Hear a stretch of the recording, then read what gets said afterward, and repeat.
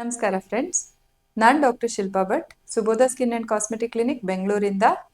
ಇವತ್ತು ನಾನು ನಿಮ್ಮ ಜೊತೆ ಬೇಸಿಗೆಯಲ್ಲಿ ಚರ್ಮದ ಆರೈಕೆ ಹೇಗೆ ಮಾಡೋದು ಅಂತ ಹೇಳ್ತೀನಿ. ಬೇಸಿಗೆಯಲ್ಲಿ ಸಾಮಾನ್ಯವಾಗಿ ನಾವು ಬಿಸಿಲಿಗೆ ಸಂಬಂಧಪಟ್ಟಂತಹ ಅಥವಾ ಬೆವರಿಗೆ ಸಂಬಂಧಪಟ್ಟಂತಹ ಪ್ರಾಬ್ಲಮ್ಸ್ನ ನೋಡ್ತಾ ಇರ್ತೇವೆ. ಅದನ್ನ ತಪ್ಪಿಸೋದನ್ನ ಹೇಳ್ತೇನೆ. ಅದ್ರ ಜೊತೆಗೆ ನಿಮ್ಮ ಚರ್ಮದ ದಿನನಿತ್ಯದ ಆರೈಕೆ ಕೂಡ ಹೇಳ್ತೀನಿ. ಸೊ ನಾವು ಸಾಮಾನ್ಯವಾಗಿ ಕಾಣುವಂಥ ಪ್ರಾಬ್ಲಮ್ಸ್ ಅಂದರೆ ಸನ್ ಟ್ಯಾನ್ ಇರ್ಬೋದು, ಬೇಸಿಗೆಗೆ ಮುಖದ ಪಿಗ್ಮೆಂಟೇಷನ್ ಜಾಸ್ತಿ ಆಗ್ಬೋದು, ಬೇಸಿಗೆಯಲ್ಲಿ ಬೆವರು ಸಾಲೆಗಳಾಗ್ಬೋದು, ಬೇಸಿಗೆಯಲ್ಲಿ ಹಲವಾರು ರೀತಿಯ ಉರಿ ಊತದ ಸಮಸ್ಯೆಗಳು ಕಾಣಿಸ್ಕೊಳ್ಬೋದು. ಯಾವ ಫ್ರಿಕ್ಷನ್ ಪ್ರೋನ್ ಏರಿಯಾ ಇರುತ್ತೆ ಅಂಥ ಜಾಗದಲ್ಲಿ ಕೆಂಪಾಗೋದು, ಚರ್ಮ ಸುಲ್ದು ಹೋಗೋದು, ಈ ಥರ ಆಗ್ಬೋದು. ಸನ್ ಬರ್ನ್ಸ್ ಆಗ್ಬೋದು. ಸೊ ಈ ರೀತಿಯ ಸಮಸ್ಯೆಗಳು. ಅದ್ರ ಜೊತೆಗೆ ಬೇಸಿಗೆಯಲ್ಲಿ ಪಿಂಪಲ್ಸ್ ಇರೋರಿಗೆ ಜಾಸ್ತಿ ಪಿಂಪಲ್ಸ್ ಬರೋದು ಕೂಡ ಸಾಮಾನ್ಯ.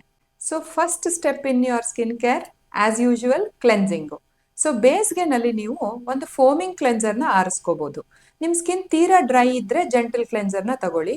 ಡಬಲ್ ಕ್ಲೆನ್ಸಿಂಗ್ ಕೂಡ ಮಾಡ್ಬೋದು. ಯಾರ ಸ್ಕಿನ್ ತುಂಬಾ ಆಯಿಲಿ ಇರುತ್ತೆ ಅಂಥವ್ರು ಡಬಲ್ ಕ್ಲೆನ್ಸಿಂಗ್ ಉಪಯೋಗಿಸ್ಬೋದು. ಅಂದ್ರೆ ಒಂದು gel type of face wash use ಮಾಡಿ, ಸ್ಯಾಲಿಸಿಲಿಕ್ ಬೇಸ್ಡ್ ಆಗ್ಬೋದು, ಗ್ಲೈಕಾಲಿಕ್ ಬೇಸ್ಡ್ ಆಗ್ಬೋದು, ಆ ಥರದ ಫೇಸ್ ವಾಶು ನಿಮ್ಮ ಚರ್ಮದಲ್ಲಿರುವಂಥ ಎಣ್ಣೆ, ಜಿಡ್ಡು, ಧೂಳು ಈ ಥರದ್ದೆಲ್ಲ ಕ್ಲೀನ್ ಮಾಡಿ ಅದ್ರ ನಂತರ ಒಂದು ಜೆಂಟಲ್ ಕ್ಲೆನ್ಸರ್ನ ಹಾಕಿ ಇನ್ನೊಂದ್ಸತಿ ತೊಳಿಬೋದು. ಸೊ ತುಂಬಾ ಬೆವರ್ತಾ ಇರುತ್ತಲ್ಲ, ಹಾಗಾಗಿ ಮುಖನ ದಿನಕ್ಕೆ 2-3 ಬಾರಿ ತೊಳ್ಕೊಬೇಕಾಗತ್ತೆ.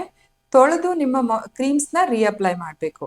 ಹಾಗೆ ಸ್ಕ್ರಬ್ಸ್ನ ಉಪಯೋಗಿಸಬಾರ್ದು.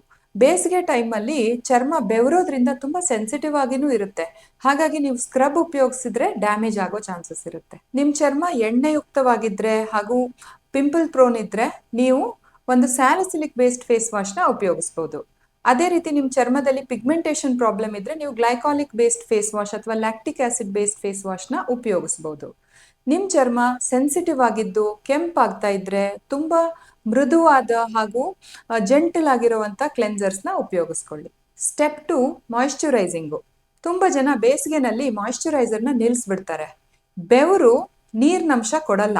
ಸೊ ನೀವು ಮಾಯಿಶ್ಚರೈಸ್ ಮಾಡೋದು ತುಂಬಾ ಅಗತ್ಯ ಇರುತ್ತೆ. ನಿಮ್ಮ ಚರ್ಮ ಒಣಗಿದ್ರೆ ಮೊಡವೆಗಳು ಜಾಸ್ತಿ ಆಗ್ಬಿಡ್ತವೆ.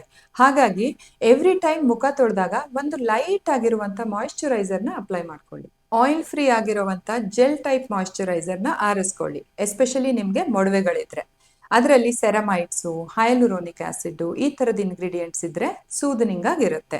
ಅದರಿಂದ ಚರ್ಮದ ಉರಿ ಊತದ ಸಮಸ್ಯೆಗಳು, ಬೆವರು ಸಾಲೆನ ಕೂಡ ಕಡಿಮೆ ಮಾಡ್ಬೋದು. 3ನೇ ಸ್ಟೆಪ್ಪು ಸನ್ಸ್ಕ್ರೀನ್ ಹಚ್ಚೋದು. ಇದು ಅತಿ ಮುಖ್ಯ. ಬೇಸಿಗೆನಲ್ಲಿ ಸೂರ್ಯನ ಕಿರಣಗಳು ತುಂಬಾ ಹಾರ್ಶ್ ಇರುತ್ತೆ.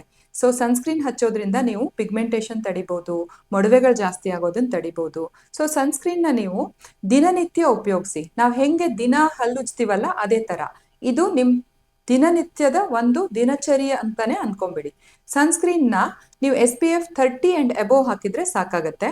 ರಿಪೀಟ್ ಮಾಡಬೇಕು. ಎವ್ರಿ 2 to 3 ಅವರ್ಸಿಗೊಮ್ಮೆ ಮತ್ತೆ ಹಚ್ಕೊಳ್ಳಿ. 2 ಫಿಂಗರ್ ಲೆಂತ್ ಅಂತ ಹೇಳ್ತೀವಿ, ಅಂದ್ರೆ ಇಷ್ಟು ಸನ್ಸ್ಕ್ರೀನ್ ಬೇಕಾಗತ್ತೆ. ನೀವು 2 ಫಿಂಗರ್ ಲೆಂತ್ ಆಗೋವಷ್ಟು ಸನ್ಸ್ಕ್ರೀನ್ನ ನಿಮ್ಮ ಮುಖ ಮತ್ತೆ ಕತ್ತಿಗೆ ಹಚ್ಕೋಬೇಕು. ಸೊ ಎವ್ರಿ ಡೇ ಅಪ್ಲೈ ಮಾಡಬೇಕು. ಹಾಗೂ ಯಾವ ರೀತಿ ಸನ್ಸ್ಕ್ರೀನ್ ನೀವು ಆರಿಸ್ಕೊಳ್ತೀರಾ ಅನ್ನೋದು ನಿಮ್ಮ ಚರ್ಮದ ಮೇಲೆ ಡಿಪೆಂಡ್ ಆಗುತ್ತೆ.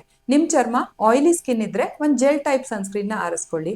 ನಿಮ್ಮ ಚರ್ಮ ಡ್ರೈ ಸ್ಕಿನ್ ಆಗಿದ್ರೆ ಒಂದು ಲೋಷನ್ ಬೇಸಲ್ಲಿ ಆರಿಸ್ಕೊಳ್ಳಿ. ಬಟ್ ಸನ್ಸ್ಕ್ರೀನ್ ಹಚ್ಚೋದು ಮರಿಬೇಡಿ. ಸೊ ಬೆಳಿಗ್ಗೆ ಹೊತ್ತು ಇದು 3 ಸ್ಟೆಪ್ ಸಾಕಾಗತ್ತೆ. ರಾತ್ರಿ ಹೊತ್ತಿನ ದಿನಚರಿಯಲ್ಲಿ ಒಂದ್ಸತಿ ಕ್ಲೀನಾಗಿ ಮುಖ ತೊಳೆದ್ಬಿಡಿ. ಮುಖ ತೊಳೆದ ಮೇಲೆ ನೀವೇನಾದ್ರೂ ಒಂದು ಆಕ್ಟಿವ್ ಇಂಗ್ರೀಡಿಯೆಂಟ್ಸ್ನ ಉಪಯೋಗಿಸ್ಬೋದು. ಸೊ ವೈಟಮಿನ್ ಸಿ ತುಂಬಾ ಐಡಿಯಲ್ ಇರುತ್ತೆ ಈ ಟೈಮಲ್ಲಿ, ಎಸ್ಪೆಷಲಿ ಬೇಸಿಗೆನಲ್ಲಿ. ವೈಟಮಿನ್ ಸಿ ಹಾಕೋದ್ರಿಂದ ಆಂಟಿ ಆಕ್ಸಿಡೆಂಟ್ ಇರುತ್ತೆ ಅದರಲ್ಲಿ. ನಿಮಗೆ ಆ ದಿನದಲ್ಲಿ ಏನಾದರೂ ಸಣ್ಣ ಡ್ಯಾಮೇಜ್ ಆಗಿದ್ರೆ ಅಥವಾ ಏನಾದರೂ ಒಂದು ಡ್ಯಾಮೇಜ್ ಆಗಿದ್ರೆ ಚರ್ಮನ ರಿಪೇರ್ ಮಾಡೋಕ್ಕೆ ಅದು ಹೆಲ್ಪ್ ಮಾಡುತ್ತೆ. ಹೈಲುರೋನಿಕ್ ಆಸಿಡ್, ನಿಯಾಸಿನಮೈಡು ಈ ಇಂಗ್ರೀಡಿಯೆಂಟ್ಸ್ ಕೂಡ ಒಳ್ಳೆಯದೇನೆ, ಉಪಯೋಗಿಸ್ಬೋದು. ರೆಟಿನಾಲ್ ಹಾಕೋರು ಹಾಕ್ಬೋದು. ಸೊ ಈ 3-4 ಇಂಗ್ರೀಡಿಯೆಂಟ್ಸ್ ಅಲ್ಲಿ ಯಾವ್ದನ್ನ 1-2 ಆರಿಸ್ಕೊಳ್ಳಿ. ತುಂಬಾ ಇಂಗ್ರೀಡಿಯೆಂಟ್ಸ್ ಬೇಕಾಗೋದಿಲ್ಲ. ಅವು ಲೈಟ್ ಆಗಿರ್ಲಿ, not very oily and greasy. ರಾತ್ರಿ ಹೊತ್ತು ಜೆಂಟಲ್ ಆಗಿ ಅದನ್ನ ಅಪ್ಲೈ ಮಾಡಿಬಿಟ್ಟು ಅದ್ರ ಮೇಲೆ ಒಂದು ಮಾಯಿಶ್ಚರೈಸರ್ ಹಚ್ಬಿಟ್ರೆ ಮುಗೀತು ನಿಮ್ಮ ದಿನಚರಿ. ಬೇಸಿಗೆ ಟೈಮಲ್ಲಿ ನೀವು ಕೆಲವು ಹೋಮ್ ರೆಮಿಡೀಸ್ನ ಮಾಡೋದನ್ನ ದಯವಿಟ್ಟು ಅವಾಯ್ಡ್ ಮಾಡ್ಕೊಳ್ಳಿ. ಸೊ ಏನು ಅವಾಯ್ಡ್ ಮಾಡಬೇಕು? ಈ ಲಿಂಬೆ ಹಣ್ಣು, ಫೇಸ್ ಸ್ಕ್ರಬ್ಸು, ಟೂತ್ ಪೇಸ್ಟು ಇಂಥದ್ದೆಲ್ಲ ಏನು ಅಪ್ಲೈ ಮಾಡಕ್ಕೆ ಹೋಗಬೇಡಿ. ಮುಖಕ್ಕೆ ಏನು ಬೇಕು ಜಸ್ಟ್ ಒಂದು ಲೈಟ್ ದಿನಚರಿ ಬೇಕು ಹೊರತು ಎಕ್ಸ್ಪೆರಿಮೆಂಟೇಷನ್ ಅಲ್ವೇ ಅಲ್ಲ. ಹಾಗೆ ಪದೇ ಪದೇ ಮುಖ ತೊಳೆಯೋದ್ರಿಂದ, ಸೆಕೆ ಆಗ್ತಿದೆ ಅಂತ ಆಗಾಗ ನೀರು ಎರಚ್ಕೊಳ್ಳೋದ್ರಿಂದ ಮುಖ ಡ್ರೈ ಆಗ್ಬೋದು. ಸೊ ಪದೇ ಪದೇ ಮುಖ ತೊಳೆಯೋದನ್ನ ಕೂಡ ಅವಾಯ್ಡ್ ಮಾಡ್ಕೊಳ್ಳಿ. ದಿನಕ್ಕೆ 1 ಅಥವಾ 2 ಸತಿ ಸ್ನಾನ ಮಾಡಿದ್ರೆ ಸಾಕು. ಸ್ನಾನ ಬೆಚ್ಚಗಿನ ನೀರಲ್ಲಿ ಮಾಡ್ಬೋದು, ಇಲ್ಲ ತಣ್ಣೀರಲ್ಲಿ ಮಾಡ್ಬೋದು. ಸ್ನಾನ ಆದ್ಮೇಲೆ ನೀವು ಸ್ವೆಟ್ ಆಗ್ತಾ ಇದ್ರು ಕೂಡ ಒಂದ್ ಲೈಟ್ ಆಗಿರೋ ಬಾಡಿ ಲೋಷನ್ ಹಚ್ಕೊಳ್ಳೋದ್ರಿಂದ ನಿಮ್ ಚರ್ಮ ಸ್ವೆಟ್ ಇಂದ ಆಗುವಂತಹ ಉರಿಯೂತದ ಸಮಸ್ಯೆಯಿಂದ ನೀವು ಬಚಾವ್ ಆಗ್ಬೋದು. ಕೆಲವರಿಗೆ ಸ್ನಾನ ಆದ್ಮೇಲೆ ಪೌಡರ್ ಹಾಕೋ ಅಭ್ಯಾಸ ಇರುತ್ತೆ. ಸ್ಕಿನ್ ಫೋಲ್ಡ್ಸ್ಗೆಲ್ಲ ಪೌಡರ್ ಹಾಕ್ತಿರ್ತಾರೆ. ಸೊ ಪೌಡರ್ ಹಾಕೋದಕ್ ಮುಂಚೆ ಒಂದ್ ಮಾಯಿಶ್ಚರೈಸರ್ ಹಾಕೊಳ್ಳಿ. ನಿಮ್ ಪೌಡರ್ ಅಲ್ಲಿ ಫ್ರೇಗ್ರೆನ್ಸ್ ಇರದೇ ಇರ್ಲಿ. ನೀವು ಪೌಡರ್ ಹಾಕದೇ ಇದ್ರೆ ಬರೀ ಮಾಯಿಶ್ಚರೈಸರ್ ಹಾಕಿದ್ರೂ ಸಾಕಾಗತ್ತೆ. ಪೌಡರ್ ಕಂಪಲ್ಸರಿ ಅಲ್ವೇ ಅಲ್ಲ.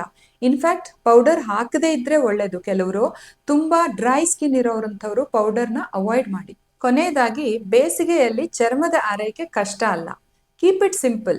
ಕ್ಲೆನ್ಸ್, ಮಾಯಿಶ್ಚರೈಸ್, ಪ್ರೊಟೆಕ್ಟ್ ಅಂತ ಹೇಳ್ತೀವಿ. ಇಷ್ಟೇ ಬೇಸಿಕ್ ಫಾಲೋ ಮಾಡ್ಕೊಂಡ್ರು ಸಾಕಾಗತ್ತೆ. ಆದ್ರೆ ಯಾವುದೇ ರೀತಿಯ ಎಕ್ಸ್ಪೆರಿಮೆಂಟ್ ಮಾಡಬೇಡಿ. ಏನಾದ್ರೂ ರ್ಯಾಷಸ್ ಆಗಿದ್ರೆ, ಸಮಸ್ಯೆಗಳಿದ್ರೆ ಡಾಕ್ಟರ್ನ ಕನ್ಸಲ್ಟ್ ಮಾಡ್ಕೊಳ್ಳಿ. ಚರ್ಮ ರೋಗ ತಜ್ಞರನ್ನ ಕನ್ಸಲ್ಟ್ ಮಾಡಿ ಸರಿಯಾದ ಕ್ರೀಮ್ನ ಬಳಸಿ. ನೀವೇ ಎಕ್ಸ್ಪೆರಿಮೆಂಟ್ ದಯವಿಟ್ಟು ಮಾಡಬೇಡಿ. ಚೆನ್ನಾಗಿ ನೀರು ಕುಡೀರಿ, ಚರ್ಮನ ಚೆನ್ನಾಗಿ ನೋಡ್ಕೊಳ್ಳಿ, ಹಾಗೂ ನಮ್ಮ ಚಾನೆಲ್ನ ಸಬ್ಸ್ಕ್ರೈಬ್ ಮಾಡ್ಕೊಳ್ಳಿ. Thanks for watching.